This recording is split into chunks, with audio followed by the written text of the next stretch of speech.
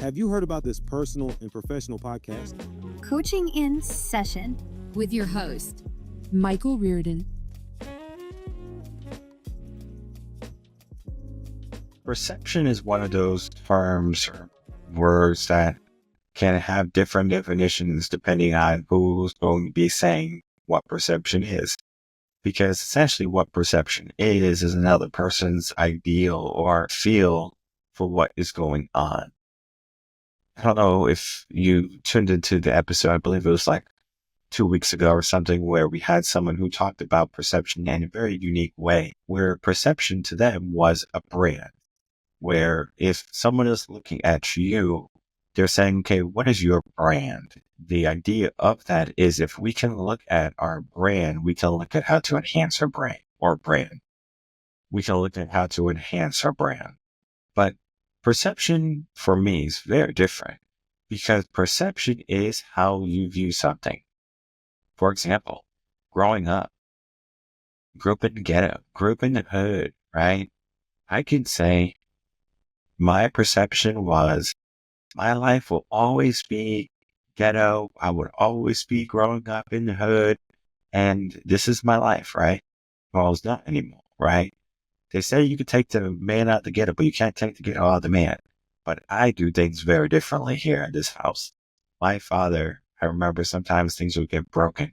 He would just take some duct tape and he would just tape up the door, or he would tape up a window. And it was, one way to do things. And it's just interesting because if we have a draft in my house or something, right? Like there's something wrong with my house, I'll get all new windows. I will fix the root cause versus just kind of putting a Band-Aid on things. And maybe that's the ghetto approach. But the perception aspect is I can say, you know what? Perception is that I will always be in this situation. Many people are defined by them circumstances of what perception is for them. And so they learn their behaviors from their parents or from their peers or from their teachers or from whoever. Essentially, it can even be TV, sitcoms, etc. They say, this is what I need to be doing. So the perception is a idea that can be the good, the bad, or the ugly.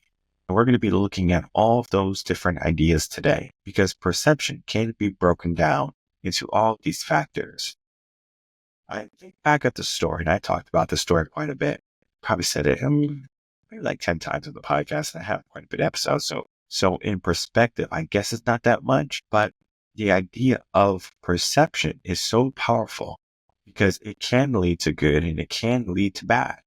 And I think about the story, as I was saying, the story of the two boys growing up with a father who was alcoholic. And the father was just a regular blue collar worker. And he would come home, he would berate his wife and beat his wife and drink and stuff like that. And guess what? The boys would see. The boys said, I guess this is what a man does. This is what it means to be a father. I have to hit my kids. I have to yell at my kids and yell at my family. I have to be stressed out because of work, etc. Sure enough, one of those boys did exactly what their father has done. Get a job that he doesn't love or, that will pay the bills and make ends meet, right? But it was always never enough. And then he would come home and he would drink and he would yell at his wife and he would yell at his kids and, down the road a little bit. There was a study, right? There was an interviewer who says, I want to, interview these two young boys and see the differences that happen. And so they asked the boy who was following exactly in the father's footsteps, saying, hey, how did you get here? And the boy said, or the man said at the time, he says, I watched my father. And he went on to say that his father was an alcoholic and his father would beat, him and his brother and would beat his mom. And, that's what he thought, a man had to do. But there's a different story with the brother. Now, the brother grew up in the same household with the same mom and the same dad and the same brother. But his perception was different because this young man, when he grew up, he said, I don't want to be like my father. I want to be a loving husband. I want to be, a caring father. And I'm not going to hit my kids. I'm not going to hit my wife. I'm going to find a career that I can love and be successful in. Sure enough, that's what he did. He was extremely successful.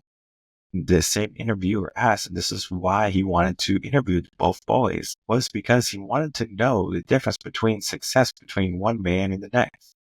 These two men grew up in the same household. They had the same opportunities, essentially, but one man won and one man didn't. So the interviewer asked, well, how did you get here? Like, how did you win? The successful boy said, I watched my father. It was the same answer that his brother gave. I watched my father. The difference is startling. One man is almost like the angel and the other man is like the devil. Doing the same thing his father did, falling into alcoholism, beating his wife, domestic abuse and child endangerment, if you want to consider that, because it's definitely not a punishment. If the kids are not doing anything right, they're just being kids, maybe being a little bit too loud. He wants perfectly silent in his house because that was, again, that's what the mind is. I had such a rough day. You don't know what is going on in my mind, and you don't know how hard it has to be, like my life is. And so you take it out on people who love you and who are essentially weaker than you. That can be the example, right? But then the other boy was like, no, that's not the example I want to portray. And so he became, a 180 of a man his father was and what his brother fell into, because he said, this is not what I want. So he changed. He changed everything about his circumstance. His perception of his father caused him to be successful, while the other one's perception of the father caused him to be just like the father. Now, I'm not going to say the father was a deadbeat or worthless, because the father could have just left, right? The father didn't have to be in the picture. Some might say, well, it would be better for him not to be in the picture. I can already hear some other people. It'd be better for him not to be in the picture. Well, guess what? One boy did really good and one boy didn't. Why? Perception.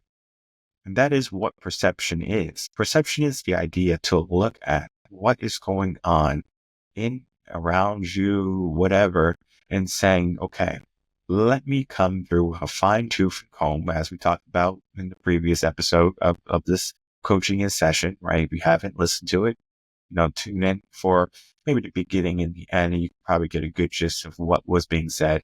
I'm talking about being transparent.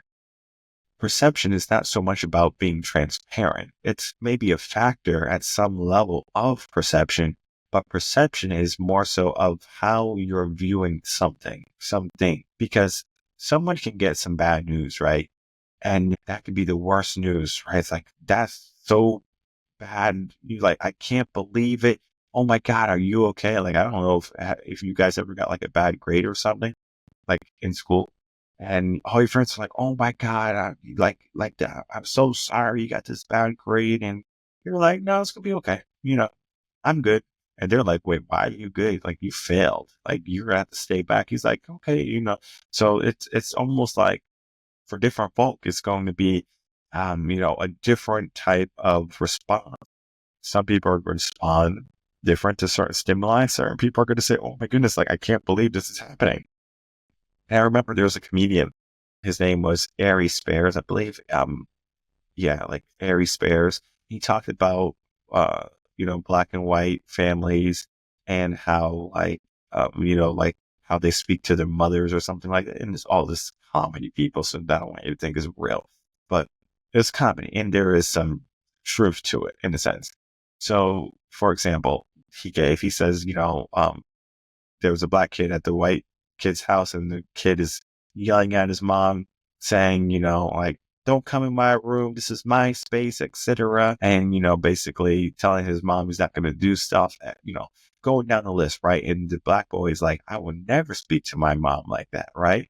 So a couple of days later, the white boy is at the black boy's house, and he's like, playing video games or something. And the mom's like, come down here and take out the trash. And white boy's like, don't let her talk to you like that. You're in your space right now. And she's talking about like his room, right? And then the black boy is like, I don't think you understand. So he's over here saying, I don't want no trouble, basically. And sure enough, the mom comes up and like whoops both their butts. He learned, right? It's difference in culture. But that culture doesn't necessarily have to be only by color. It's just how that joke was laid out. And you might think that, how is domestic violence a joke? And it's more so of the idea of what it is. Because I've seen families, regardless of colors, have issues with, things that could be going on because a person doesn't know how to regulate their emotions or whatever it be. It all comes down to the person and if they are capable of handling their emotions. Now, perception is not so much an emotional based thing. Perception is what your brain is telling you naturally. So you basically take in all this input from whatever is happening. You take your input from your childhood, you take input from experiences with friends and your own personal stuff. And then you say, you know what, this is my perception on this thing. Now, the perception on the thing could be anything. It could be the perception of a certain career, for example, police. Why do people not like police? The perception of the police, right? They don't like the perception of some police abusing their power or some like police, hurting people that shouldn't be hurt or jailing people, trampling on their rights and privileges, etc. Right? So people have this perception of police that all police are bad or police are not good. But then there's people who say, if I'm in trouble, I need to call the police. You're here to save me. The perception of police being good. And if you go to the hood of Chicago, their perception of police is very different than if you go to, like a suburb in California. Very different in how they perceive the police. The police are going to come protect me. They're going to come save me. The police, on the other hand, could be the police are going to take away my rights. They're going to infringe on me. They're trying to belittle me, etc. Right? And you might ask, well, how are we getting here, right? It's the idea of what's being told to us. And it's not only being told to us, it's being repeated by us. Because if we keep repeating something, whether it's the truth or not the truth, it becomes our truth. So the perception of something is something that we instill in our mind and it happens randomly. I can't even tell you when it's going to happen. It can happen when a kid is 5. It can happen when a kid is 14. All right. It can happen when you're an adult and you're 25 years old and you can say, whoa, whoa, whoa. Like I'm just trying, I'm just starting to get this. Because even when I was young, I made a couple of promises to myself. And, it's one of those things where I think back, being a kid and you're naive when you're a kid because you think, the world is gumdrops or rainbows and things are going to be okay all the time. And that's not reality, right? You're going to have hardships. You're going to have struggles. You're going to have failures. You're going to have setbacks. You're going to have things that happen in your life that you don't want to have happened in your life, but you keep on moving forward because you have to. Because if you just remain stagnant, then you're not going to truly live life.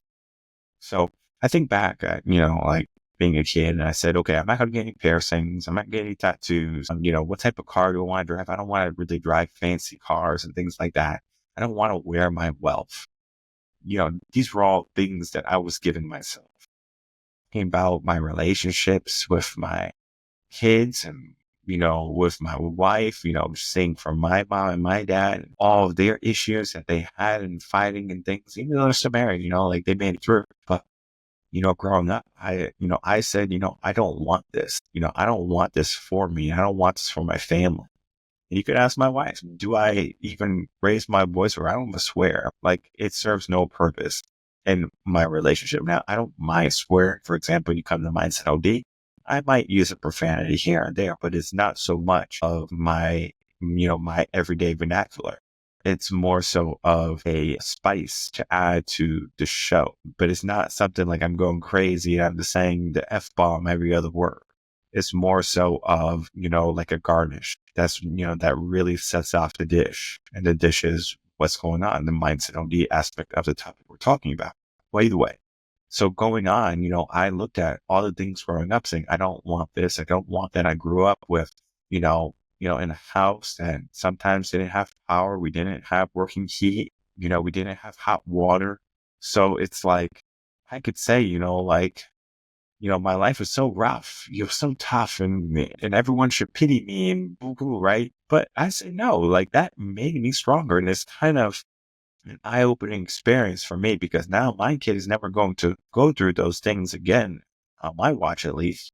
But those things made me more resilient. Those things made me stronger.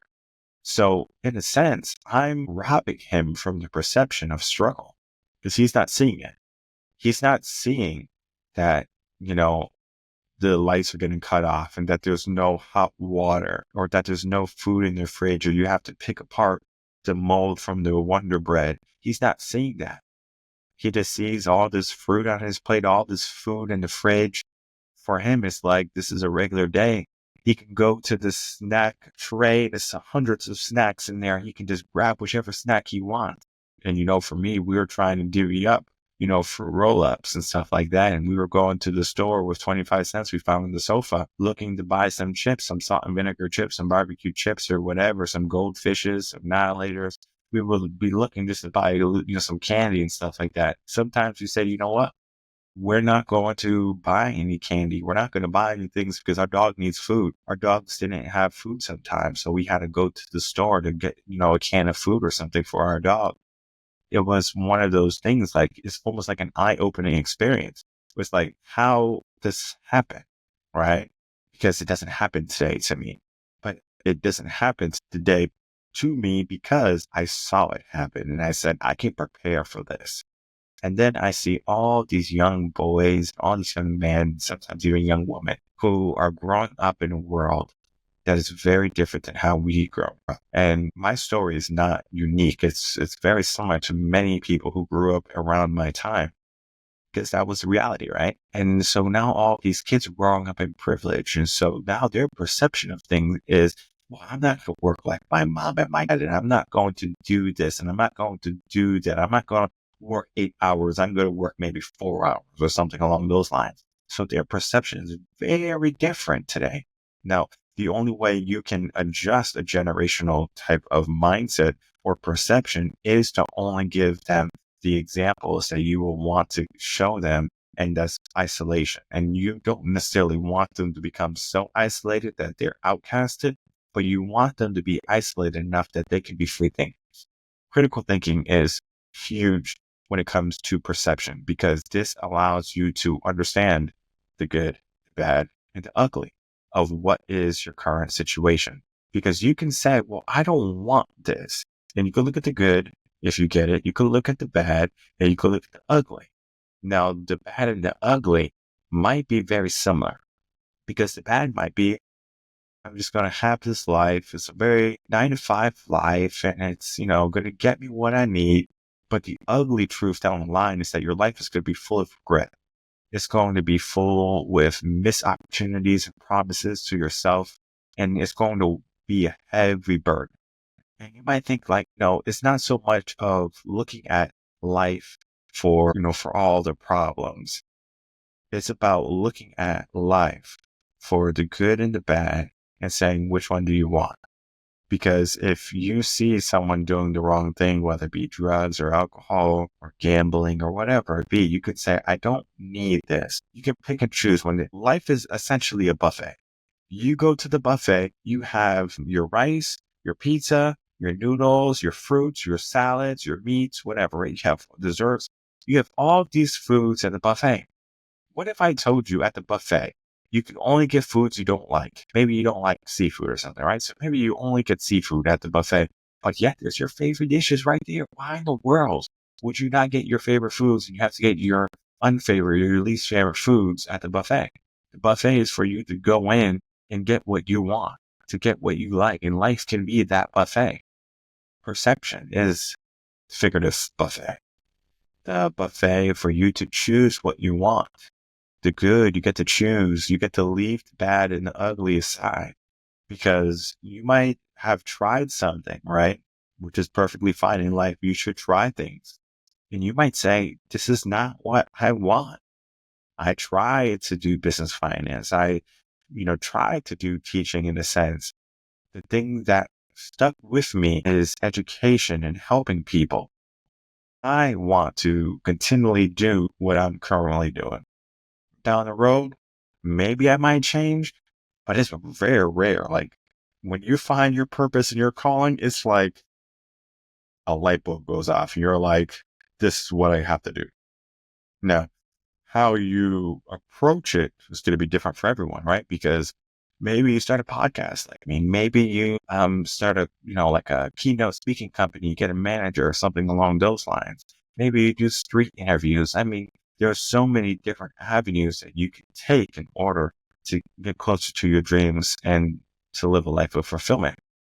You have to have that clear mind in a sense, because if you can't see what needs to be saw or seen, then you're going to have a difficult time getting through. So if you can't look at someone's life and say, you know what, I don't want it. If you can't look at a situation saying, I don't need that. If you can't look at something and say, this doesn't bring any benefit to me, then you need to get very clear on what type of mindset you have. Because if you are just kind of going through and just kind of haphazardly doing things, eventually you're going to be at a point where the wheels are going to fall off and you're going to wonder how you got there. Perception is a tool that can be used to aid you in what's coming in your life. If you can pay attention to that, right, and saying, this is good versus this is my circumstance, you're going to be in a totally different space. So we are not victims, people. I don't want you to feel at any point you are a victim. You might be a culprit to things that have happened to you or that things you have done, but it doesn't mean you have to keep on repeating the process. If you're a person who has fallen into drugs or alcohol, for example, you do not have to stay there. You don't have to say, well, I started, let me finish. Well, when is finishing? When you're dead and gone? No. There's always an opportunity when you have life. And as long as you have life, you get to perceive, you get to say, what do you want? So perception is the good, the bad, and the ugly. It's everything that you can pay attention to, and it's things that you can kind of avoid and say, you know what, this is just what it is. Say la vie, let life be life. It is what it is. But life doesn't have to be just what life is. Because I always say life is essentially what you do with it rather than what it does to you. Because when it comes to life, it can either happen to you or you can happen to life. But for the majority of people that are kind of going through life right now, life is kicking their butt and they're smiling. They're like, well, this is it. This is what it is, versus them fighting back, versus them trying to find alternative solutions, versus them trying to get help and educate themselves, versus them trying to enhance their current situation. It's not an easy thing. I understand that. But it's something that we all have the power to do. We all have the power to think. We all have the power to dream and to believe. And we have the power to change. And perception can lead to change that will completely change your current circumstance and trajectory, or it could be something that either puts you further down from where you thought you would be in life, or it will bring you to exactly the point you thought you can get to. And that is what perception is. It can either make you to the person that you think you are, or it can surprise you to the person that you might have was so challenging to become. Because the difference between someone who wins and someone who loses is a person who has the ambition to keep on going, no matter how difficult, no matter how many challenges or struggles. They understand full and clear that if they want something in life, they have to go out and they have to get it. They have to work for it. They have to be diligent. They create the disciplines and the habits necessary to get them. They don't just fall into what life gives them. They say, I'm going to get the life that's going to be more fulfilling because I see what the bad and the ugly is. Let me look at the good. So I encourage people to look at the good, the bad, and the ugly of all situations and circumstances of their life. Perception is going to be what you think about it. You might think that a certain thing is good, right? Having a drink on Friday is a good thing. My dad did it. My mom did it. You might think, going out and partying with your friends is fun because perception, right? Everyone is doing it around me. Why can I? But it's not so much about looking at the things that are always bad and never doing them, but understanding that when you do something, you do it in moderation, because there's nothing wrong with having a drink to celebrate or a cigar to celebrate or to go out with friends and enjoy a night out. Is that habit, if it is done long term, going to bring something good into your life? If the answer is no, hopefully you can use perception to change that.